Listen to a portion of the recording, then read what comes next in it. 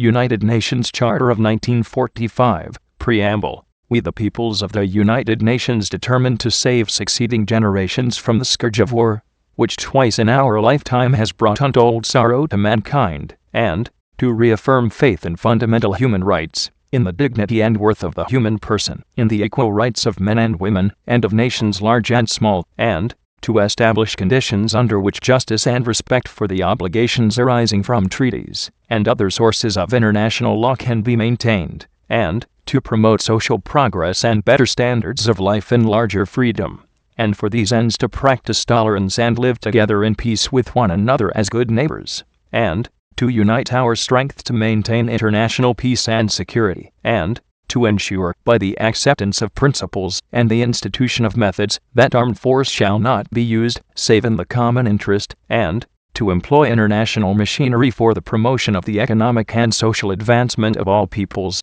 have resolved to combine our efforts to accomplish these aims accordingly. Our respective governments, through representatives assembled in the city of San Francisco, who have exhibited their full powers found to be in good and due form, have agreed to the present Charter of the United Nations, and do hereby establish an international organization, to be known as the United Nations. Chapter 1. Purposes and Principles.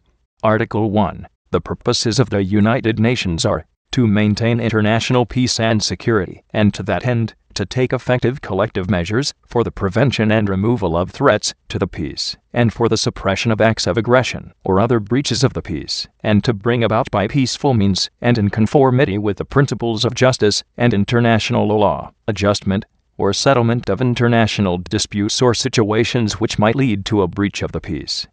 To develop friendly relations among nations based on respect for the principle of equal rights and self-determination of peoples, and to take other appropriate measures to strengthen universal peace, to achieve international cooperation in solving international problems of an economic, social, cultural, or humanitarian character, and in promoting and encouraging respect for human rights, and for fundamental freedoms for all without distinction as to race, sex, language, or religion, and to be a center for harmonizing the actions of nations in the attainment of these common ends. Article 2. The organization and its members, in pursuit of the purposes stated in Article 1, shall act in accordance with the following principles. The organization is based on the principle of the sovereign equality of all its members. All members, in order to ensure to all of them the rights and benefits resulting from membership, shall fulfill in good faith the obligations assumed by them in accordance with the present Charter. All members shall settle their international disputes by peaceful means in such a manner that international peace and security and justice are not endangered. All members shall refrain in their international relations from the threat or use of force against the territorial integrity or political independence of any state, or in any other manner inconsistent with the purposes of the United Nations. All members shall give the United Nations every assistance in any action it takes in accordance with the present Charter, and shall refrain from giving assistance to any state against which the United Nations is taking preventive or enforcement action. The organization shall ensure that states which are not members of the United Nations act in accordance with these principles so far as may be necessary for the maintenance of international peace and security. Nothing contained in the present Charter shall authorize the United Nations to intervene in matters which are essentially within the domestic jurisdiction of any state, or shall require the members to submit such matters to settlement under the present Charter, but this principle shall not prejudice the application of enforcement measures under Chapter 7. Chapter 2. Membership. Article 3. The original members of the United Nations shall be the states which, having participated in the United Nations Conference on International Organization at San Francisco, or having previously signed the Declaration by United Nations of the 1st of January, 1942, sign the present Charter, and ratify it in accordance with Article 110. Article 4. Membership in the United Nations is open to all other peace-loving states which accept the obligations contained in the present Charter, and, in the judgment of the organization, are able and willing to carry out these obligations. The admission of any such state to membership in the United Nations will be effected by a decision of the General Assembly, upon the recommendation of the Security Council. Article 5. A member of the United Nations against which preventive or enforcement action has been taken by the Security Council may be suspended from the exercise of the rights and privileges of membership by the General Assembly upon the recommendation of the Security Council. The exercise of these rights and privileges may be restored by the Security Council. Article 6. A member of the United Nations which has persistently violated the principles contained in the present Charter may be expelled from the organization by the General Assembly upon the recommendation of the Security Council. Chapter 3. Organs. Article 7. There are established as principal organs of the United Nations a General Assembly, a Security Council, an Economic and Social Council, a Trusteeship Council, an International Court of Justice, and a Secretariat. Such subsidiary organs as may be found necessary may be established in accordance with the present Charter. Article 8. The United Nations shall place no restrictions on the eligibility of men and women to participate in any capacity, and under conditions of equality in its principal and subsidiary organs. Chapter 4. The General Assembly. Composition. Article 9.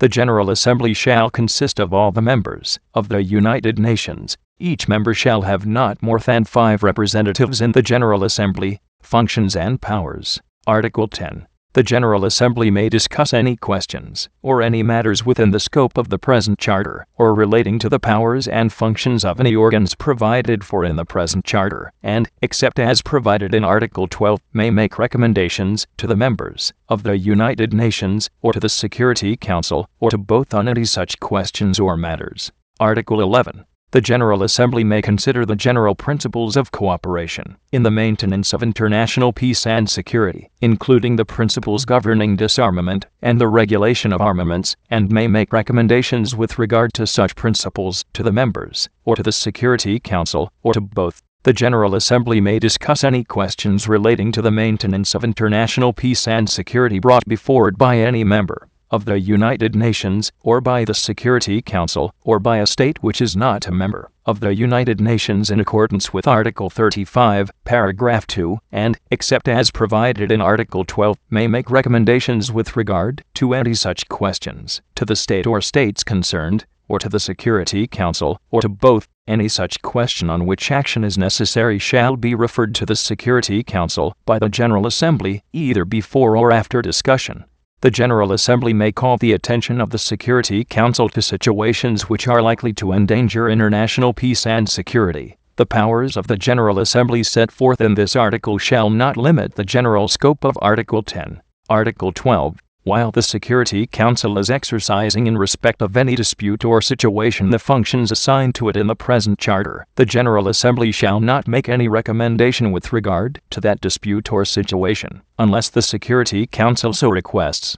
The Secretary-General, with the consent of the Security Council, shall notify the General Assembly at each session of any matters relative to the maintenance of international peace and security which are being dealt with by the Security Council, and shall similarly notify the General Assembly or the members of the United Nations if the General Assembly is not in session. Immediately the Security Council ceases to deal with such matters. Article 13. The General Assembly shall initiate studies and make recommendations for the purpose of promoting international cooperation in the political field and encouraging the progressive development of international law and its codification, promoting international cooperation in the economic, social, cultural, educational, and health fields, and assisting in the realization of human rights and fundamental freedoms for all without distinction as to race, sex, language, or religion. The further responsibilities, functions, and powers of the General Assembly with respect to matters mentioned in paragraph 1b above are set forth in chapters 9 and 10,